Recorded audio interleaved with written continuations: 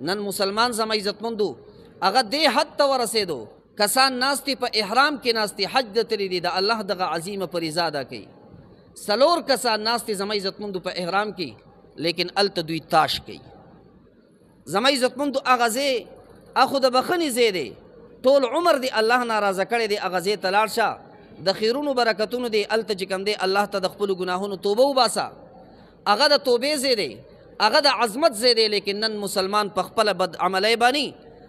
دغه ځای هم معاف نه کو مسلمان د دې ځای نه هغه په دغې نیت باندې تلی چې ځه مرګرتیا هم جوړه ده او هلته به تاش کو زما عزتمندو که د هغه ځای نیکي په 1 لاک باندې ده نو د هغه ځای ګناه هم ګورې په 1 لاک باندې ده نن مسلمانان زما عزتمندو د حج نه ټوقه جوړه کړې ده زما عزتمندو کم ځای دوی پرېښودو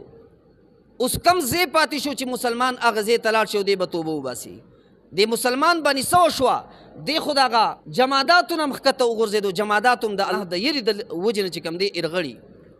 لیکن مسلمان نن د هغه د زړه زما عزتمندو دا د کاڼي نه هم زیات سخت شو حتی چې خانه کعبه کې دی ناست دی د احرام په صورت کې دی د ده د حالت دته الله نه ور یادوي د الله دا کور مخامخ دی هغه چې کوم دی دته الله نه را یادوي او دی په دغه ځای کې هم لګیا دی تاش کوي زما عزتمندو نو که د هغه ځای نیکي دا په 1 لاک ده د هغه ځای ګناه هم ګورې په 1 لاک ده